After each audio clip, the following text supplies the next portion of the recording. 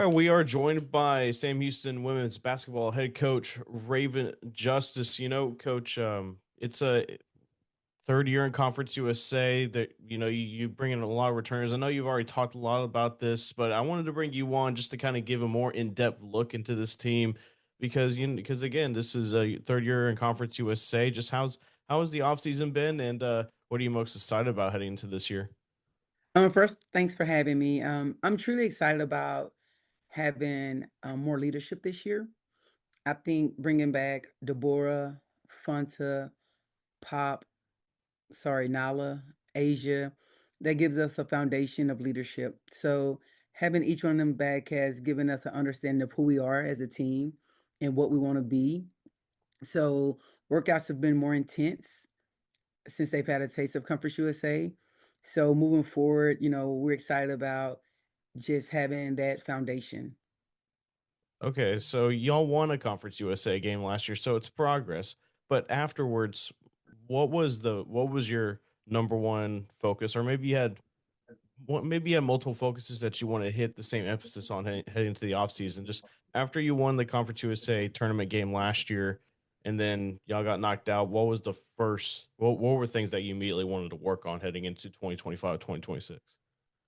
We knew Liberty would win the tournament. We knew that going in. So our biggest goal was to play championship basketball. You're one and done when you get to the tournament. So we knew going in we were playing the champion. So having that understanding and having that mindset when we got back to campus, having that taste in our mouth gave all our girls an understanding like if that's what you want to be playing for next March, it starts today. And so when we got back from that first win, like it wasn't satisfying. I'll be lying if I said that. It wasn't like, hey, we won a game. It was like we wanted more. And so going into the off season, we talked about that game constantly about, what we didn't how we didn't perform well, what we could have done better, what separated us from them, things like that, what creates championship basketball. So those are some of the things that we took away from that game. So is it kind of like a you learn to win by uh you got to lose in order to know how to win kind of deal, like isn't that I mean it sounds kind of like a one-way street. I didn't mean to say, oh, you have to lose, No, you're fine. No, you're but fine. is it kind of like that? It was kind of like, going into the tournament, everybody knows you just got to be your best during that game to win it. And so we just talked about how, we were just inconsistent throughout the year. We were really, really high some games, really low some games. And, consistency is what really good teams do. And so, we just talked about, how they were consistent throughout the year and how we weren't consistent and we couldn't just turn it on that day. And so those are the things that, we talked about, we lost the game, but we weren't consistent all year to be able to win the game as well. Okay. So, well, you brought some seems like you brought some experience in. You brought in Blessing Oko. I Mhm, need to really hit that mhm. at the end home, but transfer from Winthrop, excuse me. So she's been around the block a little bit, but what can you tell us a little bit about her, the graduate transfer from Houston, Texas? Blessing has bought in early. She was a kid that came in the summer, and it was totally different for her. We played kind of like a faster pace of the two programs she was at prior to that. So she bought in early. She did extra conditioning, try to stay ahead of the grind. The one thing I think people are going to be really impressed with is she shoots it well for a post kid. I think she'll probably be one of our better perimeter shooters from the post position. Mm. So she's going to be more of a physical presence. You can say at least Yes, for this team. Okay. yes, she's going Uh, to be a stretch forward. You're going to see her trailing the line down shots that way. You're going to see her out on the perimeter with some screen and pop. So she's going to be a kid that's going to make an impact. And then you brought in a transfer from Texas Southern, went to Blinn as well, from not too far away from Huntsville, from Bryan, Texas, went to Rudder. Tiana Mathis. What can you tell us a little bit about her? Tiana hasn't practiced recently because she's suffering a little knee issue, but Tiana's a really tough kid. Last year at Texas Southern, they went to postseason. Actually played one of our opponents in Conference USA, La Tech. So she has a little taste of what it takes at our level to play in Conference USA. And you You brought her in last year, but she sat out with an injury. Annika Corcoran. Just kind of what can you tell us a little bit about her? Is she ready to go this year? Yes, I think Ani is gonna be a kid that she's explosive when she has the ball in her hand. She shoots it well, but she has a lot of leadership qualities. I don't think people realize that Akron, like she's played in postseason before, Detroit Mercy. She shot the ball extremely well from behind the three. So she's someone that comes in with a little experience, but also she's a leader on the floor. So you're looking. So when you came into this offseason, well, when we first mentioned this offseason, you wanted that leadership. Is it more on the court, or is it also more off the court? Kind of a thing. We've been lucky with both. Deborah is someone who leads by example on and off the floor. She's not as vocal as people think she is just because she's so physical on the floor. She's not as vocal as, we would love for her to be, but she's been our captain last year. And she's probably going to be voted captain this year just because she does it right on and off the floor. Annika's somebody who is very verbal on the floor. And she's someone who's had a lot of college experience. Fontacone is very verbal on the floor. So that balance has really given our players an example of, you can do it silently or you can do it loud. And you mentioned them already. You have a luxury that it feels like not a lot of teams get to experience these days, especially with how unpredictable the college landscape can be. You have a lot of returners coming in, returners that had a good amount of playing time, and of course, you already mentioned her, Deborah Ogayemi. She transferred in from UTRGV last year. Yeah, that's right, UTRGV last year. She came in, she made an immediate impact, and feels like that it's nothing but up for her. Yes, she came in last year. I think she had a really, really good year. I think she was preseason, all conference pick. So I think she's just right now, she's trying to figure out how to lead and still be an impact player. And sometimes, we tell our kids all the time, leading isn't always fun because every day you want to be at your best. But when you're not at your best, what can you do? And that's what we're talking about when we say she does it on and off the floor. She shows up early for film. She puts in the extra time in the gym. We're not chasing her down to get up extra shots. She's somebody that pulls a teammate to the sideline to help them get through plays. So I think that she's one of those kids that's has matured and she's easy to follow. And y'all kind of had another a weapon on the floor in Nyla Inman. She had a quiet year, like in a sense, like, oh, she came out of nowhere, averaged 10.9 points per game last year, 5.9 rebounds per game. That's 20th in scoring, 11th in rebounding last year. What can you tell us a little bit about her transferring from Kilgore last year? To know Pop is to love her, she is probably the goofiest. All she wants to do is jerk around all day.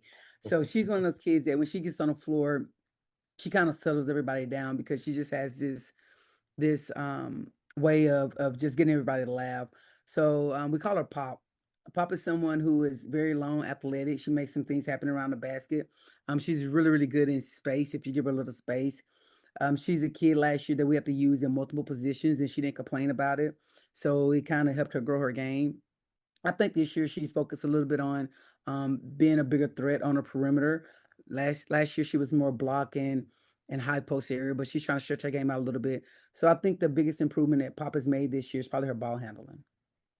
I feel like I'm probably not going to get the answer to this because I feel like it's an inside thing. But why pop? What's the story behind that? She got the nickname before she got here, and Oh, I okay. was like, "Wow, Pop too," and she was like, "It's a long story." So she's been going about Pop. I think she told me since she was like 6 or 7. Oh, okay. Man, that's a hey, you know what?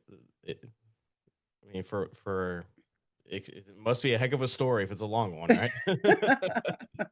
But you also bring back Kalisa Grant. She got hurt at the end of last year, if I remember correctly. Mhm. And and it seemed like when she went down, like y'all had to really like adjust to it. It took a little bit, but y'all were able to just kind of what can she bring this year though? Coming into her junior year.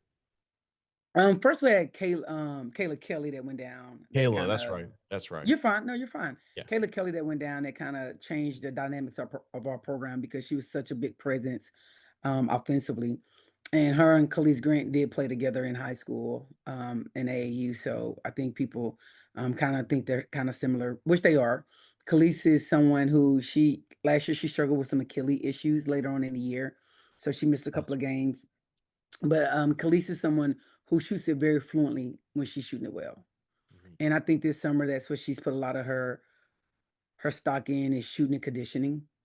And so I think that this year from Khalees, what everybody is see is a kid with a really quick trigger. And when I say quick, it's really, really quick. You know, she's somebody who have to tell her don't shoot all your shots at one person. And so, you know, she is someone who shoot up, Khalees have some really, really good moments. Yeah, and it's yeah, remember when when they were both out there on the floor, they were hitting, they were just, I mean, they were just doing their thing, out there, and then Hmm. just, I mean, this is a pretty physical league, but you league a kind of physical, you want your players to be out there in physical, just your playing style. I kind of want to get into that a little bit. Had you had to make adjustments over these last like couple of years?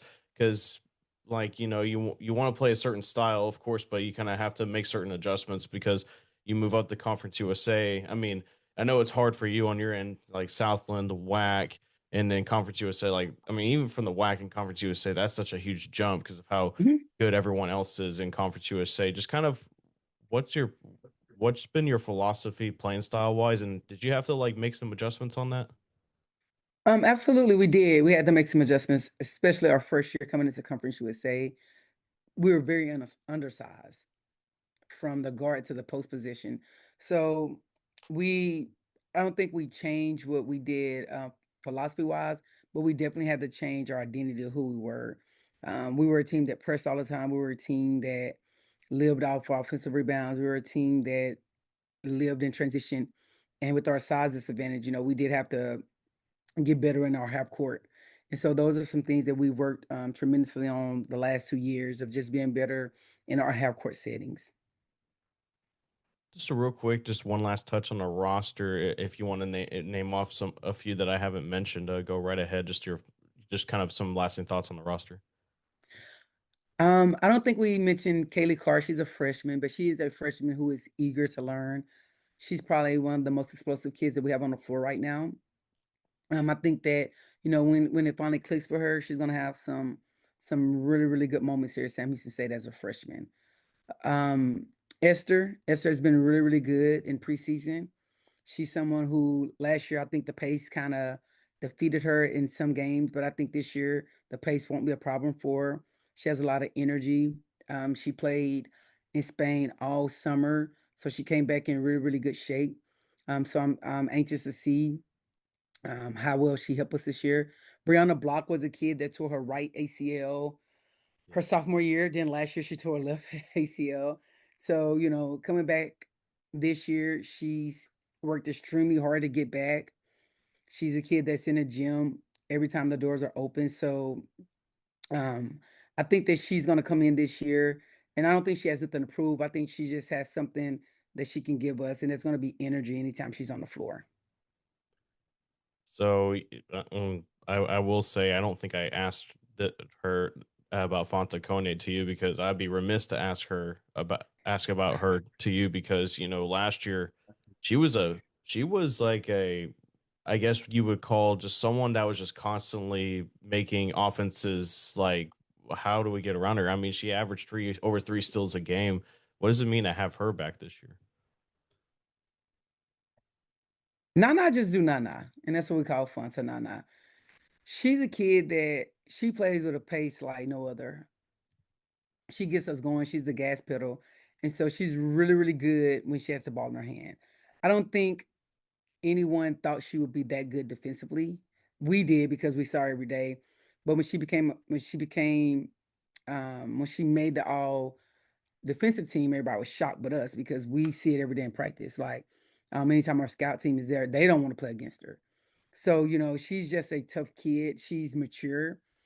She's a kid that once you give her assignment, once you give her a task, she's eager to complete it.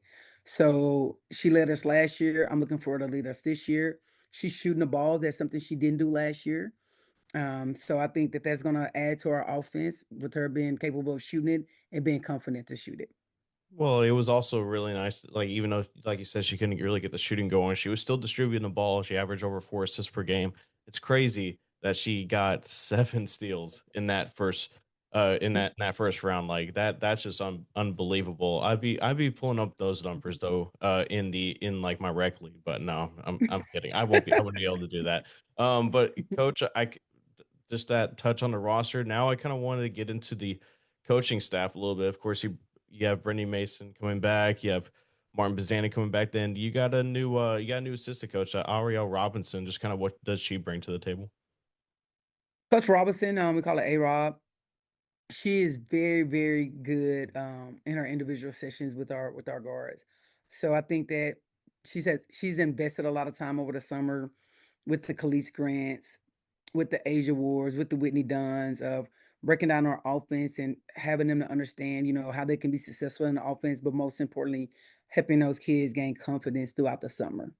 So I think she's really good on one-on-one with her wing core, and I think she's someone who definitely takes pride in understanding each one of her kids on the floor. And then you bring in Nick Brack, who's y'all's director of operations this year. What can you say about that hire? Nick is someone who's very organized. He's someone who's excited anytime we get to practice. But I think the plus with Nick is he's someone who don't mind if the girls are getting up shots, if he needs to be a rebounder, if they need film that night, he stays up to midnight to get it to them. He want to make sure he ordered the right food. Like he's someone who just wants to make sure he serve. And that's what you need in a DOB is somebody who services at a high level at all times. And I know people don't typically talk about the GAs, but I always like bringing them up Oh, because I have to talk about Cam. yeah, I always like bringing up the GAs because no one really understands how much work they put in outside the lines. Just kind of what can you talk about Cameron Jones? Cam beats everybody to work every morning. And Cam is the last one to leave this office. And so she doesn't take anything for granted. I don't care if it's from an individual session, practice, walkthroughs, film. Cam is going to give 100%. And with her being a student athlete before, she totally understands the demanding of a schedule. So she never allows our kids to think, oh, this is just a small part of today. She makes everything a big deal, whether it's study hall, whether it's film, she makes it a big deal because she understands the importance of everything that you do in your program. Cam is going to be an amazing coach. Amazing coach. You got full endorsement here, Cam. That's what I just got here. but you all, but to go into the returners real quick. You bring back, like I say, bring back Coach Bazanin, Coach Mason. Just kind of what does it mean to have those two back for this year? when you're s- I know Coach Mason's been with you know through with it uh, she's been through with it with you for a long times, but, just kind of what can you say about those 2, coming back? when you bring back stability, it gives you comfort in knowing that the same language is spoke throughout your whole coaching staff. So, I think culture is big for me and making sure that we sustain a really good culture here. It has to go from the top to the bottom. And so when you have coaches that's been with you for a while, they understand what you want in your culture, they understand what you want in your program. It just kind of helps those kids understand a little bit more when everybody's speaking the same language. Coach Mason has been with me my entire time as a head coach. So she understands everything I need from her. Not only was she with me as a coach, she was also my GA at the University of Houston when I was assistant coach there. So, I've known Coach Mason a long time. So when you're around high character people, it definitely helps you every day be a better person. Coach Pizanin is someone, he does anything for the program.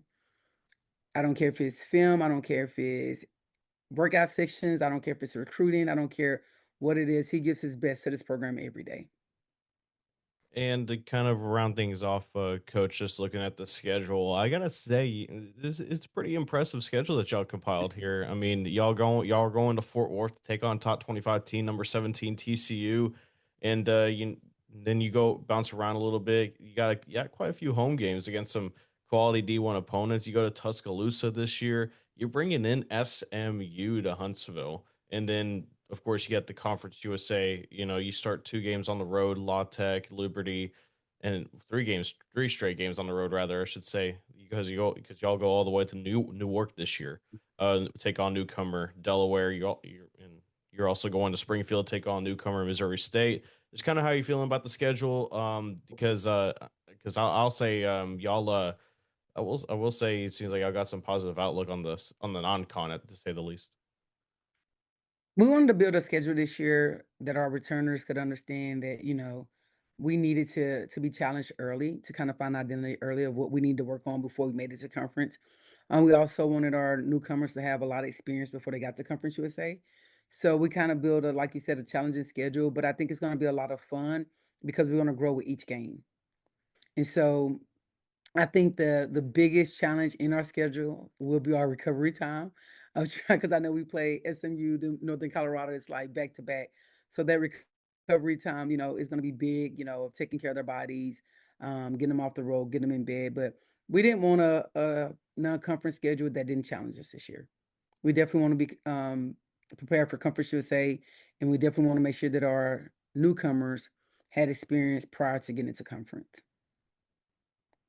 Well, coach, before I send you off, I mean, it's literally gonna be it's already here before we know it. It feels like it crept up upon us. This upcoming season starts on November 3rd against on Monday. Just some final thoughts. Just kind of besides the winning, what else? What are your goals this year for this Bearcat squad?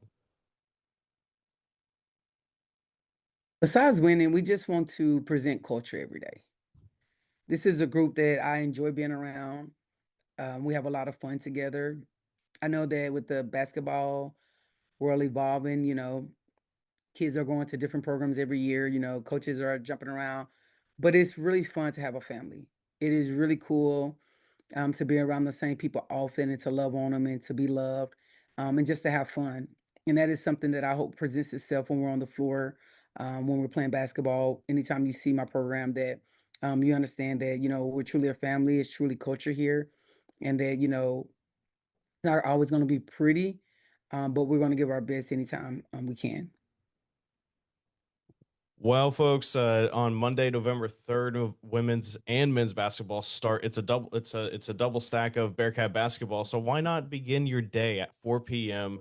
at Bernard G. Johnson Coliseum, November 3rd against Southwestern Christian to begin the 2025-2026 season. Coach Justice, I cannot thank you enough for hopping on and talking some ball and getting us ready for the 2025-2026 season for Sam Houston women's basketball. Thank you so much for having me. We're truly excited about this season. We look forward to having everybody at Johnson Coliseum coming on and cheering us on. I think it's going to be a great year. All right. Thank you, Coach. Thank you.